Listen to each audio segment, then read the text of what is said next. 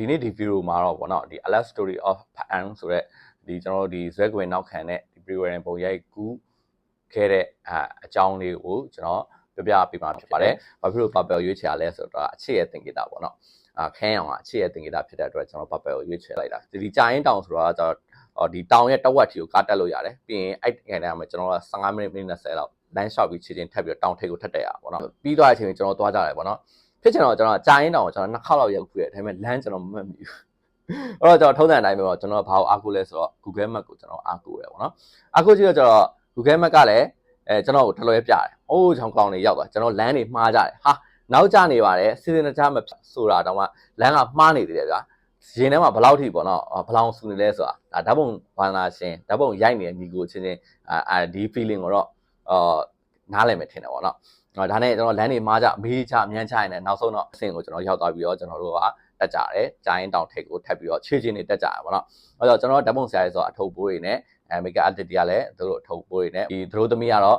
ကျွန်တော်ခါဝင်မှပြီးတော့တက်တာပေါ့နော်။အတော့ဆုံးကတော့သူတို့သမီးပဲပေါ့နော်။သူကအရင်တက်ကြွနေတော့နောက်ကလူတွေကပါလိုက်ပြီးတော့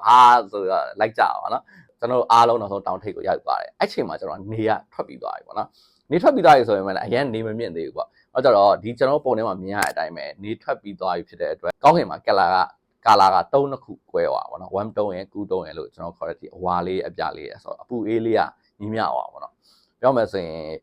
်တချို့တော့ပေါ့နော်ကြံ့ကြာမှုတွေနောက်ကျသွားတာလေးတွေကတစ်ခါကြရင်ကောင်းတဲ့အရာလေးဖြစ်လာပါဆိုးတဲ့အကောင်းလေးဖြစ်လာတဲ့ဟာကိုကျွန်တော်ပြောချင်တာပေါ့နော်ကျွန်တော်ကတော့အမြဲတမ်းကျွန်တော်မခံယူချက်တစ်ခုရှိတယ်တစ်ခုခုပြဿနာလေးတွေကြံ့ကြာမှုလေးတွေအခက်ခဲလေးတွေကြုံလာတယ်ဆိုရင်ဒီဟာတစ်ခုကကောင်းဖို့ဖြစ်လာတာပဲဆိုပြီးတော့ကျွန်တော်စိတ်ထဲမှာမှတ်လိုက်တယ်ပေါ့နော်အဲ့ဒီဟာတစ်ခုကဘာဖြစ်လာလဲဆိုတော့အမြဲတမ်းအဲ့လိုစိတ်ထားလိုက်တဲ့အချိန်မှာကောင်းတဲ့အရာတွေပဲတကယ်ဖြစ်လာပါတယ်ဒါလေးကကျွန်တော်ရဲ့အတွေ့အကြုံလေးကိုမျှဝေတာပေါ့နော်ကဲဟုတ်ပြီဒါဆိုရင်ကျွန်တော်ရိုက်ကြရပါတော့အဲ့တော့ကျွန်တော် RP လေးကိုတော့ကျွန်တော်လက်ထဲမှာရှိနေပြီပေါ့နော်ဒါပေမဲ့ကျွန်တော်မှာ lens က50 prime lens တစ်လုံးပဲရှိရ adapter ရဲ့50 prime lens ပဲရှိရပေါ့နော်ဒါပေမဲ့ညီကိုတို့သိတဲ့အတိုင်းပဲ prime lens နဲ့ကျွန်တော်ဘယ်လိုမှ pre-wen ရိုက်လို့အဆင်မပြေဘူးပြီးတော့ကျွန်တော်က wide view တွေယူပါပေါ့နော်ရန်ကုန်မှာရှိရ rental တစ်ခုကနေ wide lens တစ်လုံးငှားလာ740ပေါ့နော် Canon ရ740ဒါကတော့ထွက်တာကြာပြီပေါ့နော် f4 lens လေးကိုကျွန်တော်ငှားလာတယ်wide view တွေအတွက်ပေါ့နော် RP မှာပဲကျွန်တော် adapter တက်ပြီးတော့ကျွန်တော်အဲ့ lens လေးနဲ့ကျွန်တော်ရိုက်တာပေါ့နော်ကျွန်တော်ရဲ့စိတ်ကူးတွေကကျွန်တော်တစ်မျိုးပေါ့နော်ကျွန်တော်ဒုတဲ့ကြီးမားရတဲ့ဒီ subject တွေကိုတွဲရတာကြိုက်တယ်ပြီးတော့ကျွန်တော်တောင်းနေရည်တွေအရင်ကြိုက်တယ်တောသားမလို့လားမသိဘူ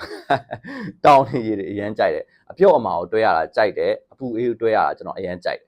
အဲ့တော့ကျွန်တော်ကဒီမှာဆိုရင်ကျွန်တော်တော့ကအရန်ကိုထိပေါက်သူဖြစ်သွားအောင်ပေါ့နော်ကောင်းကင်မှာလည်းအပူအေးဖြစ်နေတယ်ဒီဒုတဲ့ကြီးမားတဲ့ဟာကြီးကသူတို့ရဲ့အချစ်တင်ကြတာနဲ့ကျွန်တော်ပြလို့ရတယ်ပေါ့နော်ငါတို့ရဲ့အချစ်ကဒီလိုမျိုးကြီးမားခိုင်ခန့်အမြဲတမ်းတီးတက်နေပါဆိုတော့ပြရုပ်ကိုပြဖို့အတွက်ကိုဒီဆွဲကွင်းနဲ့ကျွန်တော်နောက်ခံယူလိုက်တာပေါ့နော်မီးကတော့ကျွန်တော်ထုံးစံတိုင်းပဲ one light ပဲကျွန်တော်နေနဲ့ကျွန်တော်အမြဲတမ်းမျှရိုက်တာကိုအောက်တိုးမှာဆိုရင်ကျွန်တော်ကိုယ်တိုင်မီးတစ်လုံးပေးတယ်ပြီးတော့နေကိုကျွန်တော်လိုချင်တဲ့အနေထားကိုကျွန်တော်ယူသုံးတာပေါ့နော် one light သုံးတယ်အဲ့တော့ AI တွေတော့မပေါ်သေးဘူးပေါ့နော်ကျွန်တော် soft box ကိုလည်းကျွန်တော်အပါချာကိုကျွန်တော်ကြည့်ရိုက်တာဖြစ်တဲ့အတွက် soft box အဲ့နာမှာကျွန်တော်ကတ်ပေးထားတယ်9ပေလောက်ကနေပဲကတ်ပြီးရိုက်ထားလူနဲ့ soft box ကိုတော့ကျွန်တော်ဖြတ်လိုက်တာပေါ့နော် Photoshop နဲ့အဲ့တော့ဒီပုံလေးကိုကျွန်တော်ရခဲ့တယ်သူတို့ရဲ့အချစ်ကိုကျွန်တော်အဲ့လိုမျိုးကျွန်တော်ပြထားတယ်အဲ့ဟာကိုလက်ထဲမှာပန်းစီရလဲဒီခန်းရောင်ပန်းစီနေပေါ့နော်ကျွန်တော်အဲ့အခန်းရောင်ဆိုတော့တည့်တဲ့အတိုင်းပဲဒါအေးရောင်ဖြစ်တဲ့အတွက်ကျွန်တော်ဒီအပတ်လေးပေါ့ဒီထဲမှာတော့မပေါ့ဘူးအဲ့ဒီပန်းစီရဲ့အပတ်လေးတောင်ကျွန်တော်အဝါရောင်ပြန်သုံးထားသေးတယ်ပေါ့နော်ကျွန်တော်အဲ့လိုမျိုးအသေးစိတ်လေးတွေကိုယ်တိုင်လုပ်ရတာသဘောကျတယ်ဒါပေမဲ့ပင်းတော့ပင်ပန်းတယ်ဗျလူအားစိတ်အားတော်တော်ပင်ပန်းတယ်ကိုယ်တိုင်လုပ်ရတာပေါ့နော်အဲ့လိုပန်းဝယ်တာဆိုတော့ကျွန်တော်ကိုယ်တိုင်သွားဝယ်တာငါ့ကိုဘယ်သူဝယ်ပေးပါဆိုတော့အဲ့လိုမျိုးမရှိဘူးကျွန်တော်ကိုယ်တိုင်သွားဝယ်တယ်ပေါ့နော်ကျွန်တော်ပုံလေးတစ်ချက်လောက်ဆက်ကြည့်လိုက်ရအောင်နော်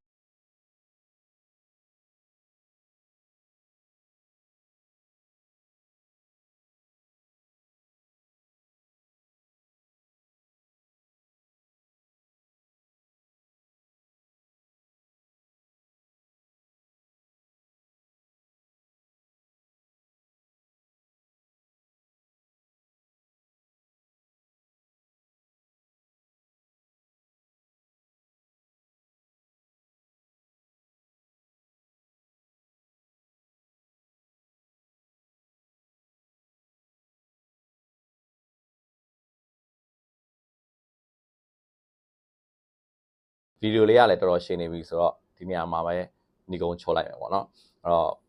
ဝါနာရှင်ညီကိုတွေကိုပြောချင်တာကကို့မှာရှိတဲ့ပစ္စည်းတွေကိုအသုံးချတတ်ဖို့စိတ်ထဲမှာထည့်ထားပါ ဒါအရေးကြီးဆုံး main point ပါပဲပေါ့နော်ပြီးရင်အခက်ခဲဆိုတာကအများတန်းတွေ့ကြုံနေရမှာပါပဲအရန်လွယ်ကူနေတယ်ချုံးမွေနေရဆိုရင်အမှတ်တရဆိုတဲ့ဟာတွေကတိတ်ကြံခဲ့မှာမဟုတ်ဘူးပေါ့နော်အဲကြောင့်အခက်ခဲတွေများများကြုံကအမှတ်တရတွေပိုရှိမှာပေါ့နော်အဲကြောင့်နောက်ဆုံးပိတ်ကျွန်တော်ပြောချင်တာကကျွန်တော်မှာဒီပုံတွေက data တွေမကြံခဲ့တော့ပါဘူးဘာဖြစ်လို့လဲဆိုတော့ကျွန်တော်ကတနေ့ကိုကျွန်တော် data တွေကိုဒီကျွန်တော်ရဲ့ဒီတကယ် main computer ထဲမှာကျွန်တော်ရှိတဲ့ data တွေကိုတနေ့ကုန်သွားပြီဆိုရင်ကျွန်တော်ရဲ့ external hard disk ထဲကိုကျွန်တော် bucket ကူးပါတယ်ပြီးခဲ့တဲ့နှစ်ကကျွန်တော်ရဲ့ external hard disk ကပြတ်သွားတယ်ပေါ့နော်ပြတ်သွားတဲ့အချိန်မှာ2021 2022နဲ့2023နှစ်အစပိုင်းမှာရိုက်ကူးသမျှပုံအားလုံးပေါ့နော်ပြတ်တဲ့ထဲမှာပါသွားပါတယ်ကျွန်တော်ရဲ့ဒီအမှတ်တရ memory ကျန်ခဲ့တာကဒီ Facebook ရဲ့ page ထဲမှာပဲကျန်ခဲ့တော့တယ်ပေါ့နော်ဒါကတော့လွန်အင်တန်မှဒါ1နေဖို့ကောင်းတဲ့ဟာဖြစ်တယ်ပေါ့နော်ဒါပေမဲ့လည်းဘာတက်နိုင်ပါလဲเนาะဒါကြီးကလောကရဲ့သဘာဝသင်္ခါရတရားကြီးပဲလीเนาะကျွန်တော်ရဲ့ဒီ video လေးကနေ